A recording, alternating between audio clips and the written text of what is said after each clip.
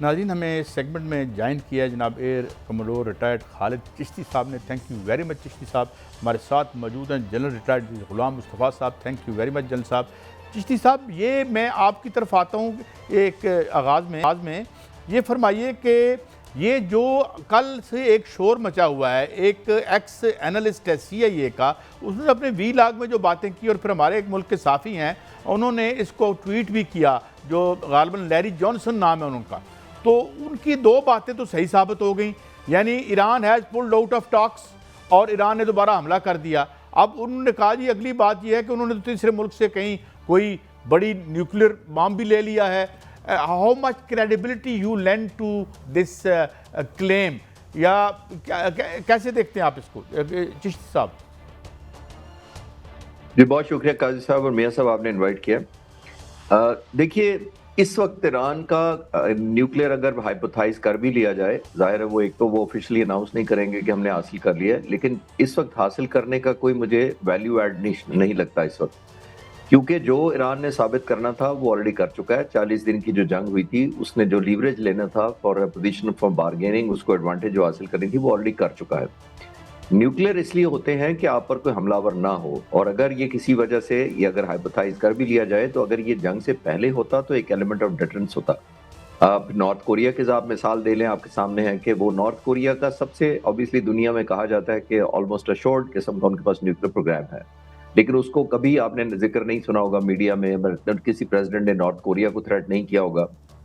اس کی وجہ یہ ہے کہ جب آپ ایک assured آلموسٹ بے شک انڈکلیئرڈ ہوں ایک نیوکلیر طاقت ہو جاتے ہیں تو پھر آپ کو چیلنج نہیں کرتا، پھر آپ کے نیوکلیر پروگرامز کو کوئی نہیں کرتا. پھر ایران کی طرح جو 2015 JCPOA کے رزلٹ میں اس نے 2015 میں 8 ٹن جو نیوکلیر رچ مٹیریل روس کے حوالے کیا تھا کیسپین سی کے رستے، وہ آپ کو نہیں کرنا پڑتا پھر، کیونکہ آپ ایک آلریڈی نیوکلیر ہوتے ہیں. تو میرا خیال ہے اس وقت یہ نیوز صرف اس کو مس آئیڈینٹیفیکیشن یا ایک پروپیگیشن کا ایلیمنٹ لگتا ہے، کیونکہ میرا نہیں خیال اس وقت کوئی لیوریج دے سکتا ہے جب آلموسٹ ایک ون ٹائم راؤنڈ ہو چکا ہے جنگ کا اور سیز فائر ہو چکا ہے.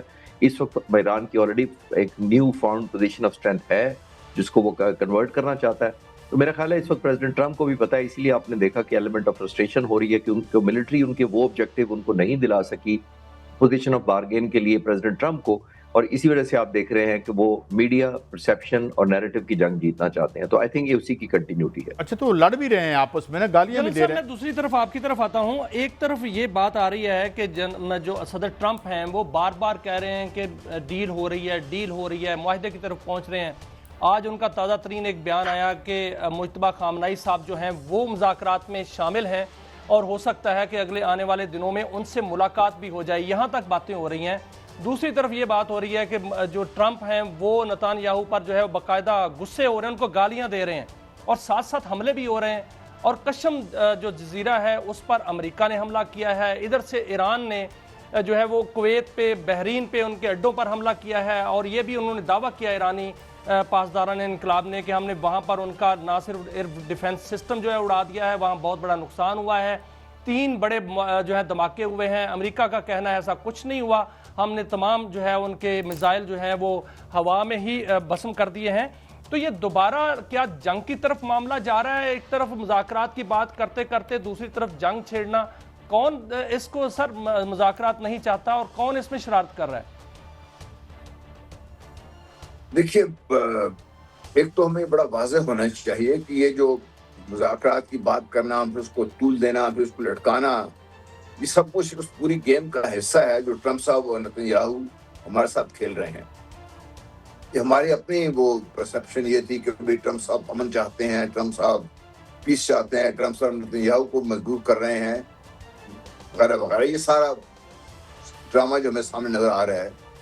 اس کے ساتھ ساتھ جو آپ نے پہلا چشتی صاحب سے سوال کیا تھا، تو جو کہہ رہے ہیں کہ تیسرے ملک سے نیوکلیر ویپن حاصل کر لیا ہے، آپ چل جائیے واپس عراق میں جب حملہ ہوا تھا، اس کے لیے انہوں نے ایک بڑا بہانہ گھڑا تھا. اب انہوں نے ایک حد تک تو وہ آ گئے ہیں، اس سے آگے چونکہ ناکام ہو چکے ہوئے ہیں. ایران کو اس حد تک سرنگو کرنے میں کہ ایران کی بات مان جائے، اور ساتھ ہی ساتھ انہوں نے جب اسرائیل کو اتنا کھلی چھٹی دے دی ہے کہ وہ لبنان میں سب تک آگے چلا گیا ہے کہ اب بیروت ڈائریکٹلی ان کے نشانے پر ہے، اور ساتھ ہی مغربی کنارے کا جو چھوٹا بڑا حصہ رہ گیا تو اس پہ قبضہ کر لیا ہے. اور غزہ میں بھی اپنی چوکیاں قائم کر رہا ہے. یہ اسرائیل کی اس علاقے کی رپورٹس ہیں جو ہمارا میڈیا کور نہیں کر رہا. ان حالات میں جب آپ دیکھتے ہیں اور آپ کو یہ بھی نظر آ رہا ہے کہ ٹرمپ صاحب کے اور نیتنیاہو کے یہ جو حملے تھے امریکہ کے اسرائیل کے ایران پر, اس پہ روس نے اور چین نے صرف بات چیت کی حد تک ہی اپنا ایک رکھا ہے, بیانات کی حد تک ہی رکھا ہے. ٹھیک ہے, انہوں نے ہتھیار دیے ہیں, انہوں نے وغیرہ وغیرہ دیا ہے سارا کچھ, لیکن وہ کھل کر سامنے آ نہیں رہے. اور 3 امریکی بحری بیڑے جو ہیں بہت بڑے, 13 میں سے 3 nuclear powered aircraft carrier کے ساتھ یہاں اس خطے میں موجود ہیں. ان کی ایئر فورس موجود ہے, فوج موجود ہے. میں تو سمجھتا ہوں کہ وہ ایک نیکسٹ راؤنڈ کی طرف جانا چاہ رہے ہیں, جس کے لیے یہ سب کچھ معاملات گھڑے جا رہے ہیں. دنیا کو بتایا جا رہا ہے کہ ایران خطرہ ہے, اور دنیا کو یہاں تک بتایا گیا ہے ان کے جو وار منسٹر ہیں کہ اگر ایران کے پاس نیوکلیر ویپن آ گیا تو وہ تو اسرائیل کو تباہ کر دے گا. یہ بات نہیں کہ اسرائیل کے پاس نیوکلیر ویپن ہے وہ کیا کرے گا.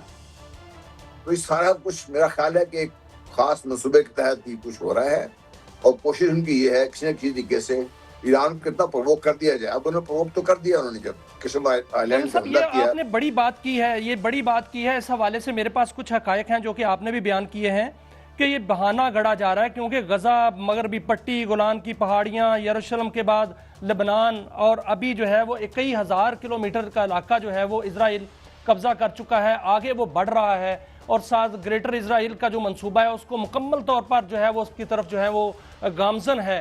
اور اس طرف جو ہے وہ مسلم دنیا مذمت سے مذمت, اور بس کیا کوئی ہاتھ روکے گا, یا مذمت کرتے کرتے نیل سے فرات تک اور کربلا سے مدینہ تک پھر وہ آگے بڑھتا جائے گا. دیکھیے, یہ میں تو نہیں کہہ رہا صرف بات, یہ اب تو مغربی میڈیا کھل کے ہی بات کر رہے ہیں, ان کے اینالسٹ خود یہ بات کر رہے ہیں کہ اسرائیل کو اس حد تک بڑھنے کی اجازت دے دی گئی ہے کہ وہ جو ان کے ذہن میں خواب ہے گریٹر اسرائیل کا, اس کو پورا کرنا دیا جائے. اور جب وہ پورا ہوگا تو پھر آپ دیکھیے کہ انہوں نے جو جغرافیہ اسرائیل نے اپنے لیے بنائے رکھا ہے وہ کہاں تک ہوگا اس کا. وہ تو جغرافیہ کی حد تک تو آپ کو نظر آ رہا ہے سارا کچھ. اور آپ کو یہ بھی نظر آ رہا ہے کہ جب سے اسرائیل وجود میں آیا ہے اس وقت سے لے کے آج تک اسرائیل مسلسل جغرافیہ اس کا جو رقبہ ہے وہ بڑھتا ہی جا رہا ہے. ہر حادثے, ہر جنگ کے بعد اسرائیل کے پاس آپ دیکھتے ہیں کچھ اور ٹیریٹریز پہ قبضے میں ہوتی ہے. اب تو ان کے خود جو پچھلے موساد کے ایک چیف تھے ریٹائرڈ, وہ کہہ رہے ہیں کہ نیکسٹ ٹارگیٹ ہمارا ایجپٹ اور ٹرکی ہو سکتا ہے. وہ یہ ہمیں کسی کی غلط فہمی میں نہیں رہنا چاہیے. اور یہ جو پریشرائزیشن جی بالکل ٹھیک فرمایا آپ نے. چشتی صاحب, ایک تو جنرل صاحب کی بات پہ بھی یعنی آپ اپنا ایڈ کیجئے گا. سیکنڈلی یعنی اس طرف تو وہ آ رہے ہیں, مگر ایران کے اوپر یہ جو خبریں آ رہی تھیں کہ جی ان کے پاس ری فیولنگ کی جگہ نہیں ہے, ایون قطر نے اور سعودی عرب نے بھی اشارہ کیا کہ وہ اب اس میں پارٹی نہیں بنیں گے, بلکہ یہاں تک کہا جا رہا ہے کہ قطر نے کہہ دیا کہ اپنا یہ اٹھائیں 8 سے 9 مہینوں میں. تو how do you see it unfolding. And اور ایک جو سر جنرل صاحب نے پرٹیکولرلی کہا ہے کہ وہ کامیابی سے ایکسپینشن کیے چلا جا رہا ہے, جس طرح ہم دیکھیں گراؤنڈ پہ جو سچویشن ہے. چشتی صاحب. جی بالکل آپ صحیح کہہ رہے ہیں, جنرل صاحب بالکل ٹھیک کہہ رہے تھے کہ اسرائیل اتنے سالوں میں دیکھ لیے, اوریجنلی نقشہ دیکھیں, ایون 1967 پہ جائیں جس پہ پاکستان کا آفیشیل سٹینس ہے کہ ہم چاہتے ہیں کہ وہ اس پہ سارا واپس نقشہ ڈرا کیا جائے, فلسطین کی ایک آزاد ریاست کی جائے. تو اسرائیل آئی تھنک بارگیننگ لیوریج کے پوائنٹ آف ویو سے آپ نے دیکھا لیبنان کا حصہ قبضہ کر لیا, آپ نے غازہ کا دیکھ لیا, اور اس میں بھی فردر ایکسپینڈ کرتا جا رہا ہے. تو دن بدن وہ زندگی تنگ کرتا جا رہا ہے, خاص طور پر غازہ کے علاقے میں. اور آج سے دیکھیے جب 1947-48 میں یہ ڈیسائیڈ کیا گیا تھا, یہ جتنی بڑی کانسپریسی پلان ہوا تھا, اس وقت اس علاقے میں صرف 15% جوز رہتے تھے. اور پھر یہ برٹش نے ڈیسائیڈ کیا کہ جی یہاں پہ ہم سیٹل کریں گے, اور اس کے بعد آپ نے انٹینشلی آل اوور گلوبل مائگریشن کروائی گئی. اور اس وقت ہٹلر سے بھی لوگ ظاہر قتل و غارت ہوا تھا وہ, اور وہاں سے سب کو اٹھا کر ایک سمپتی ووٹ لیا گیا, اور یہاں پہ 15% سے بڑھاتے بڑھاتے جب وہ 35-40% پہ لگی, اس وقت بھی جب اسرائیل بنا تھا تو اس وقت 35% کے قریب پاپولیشن تھی, باقی فلسطینی تھے. اور ان کو صرف وعدہ کر لیا گیا, ان کو ایکچوئل اسٹیٹ دے دی گئی.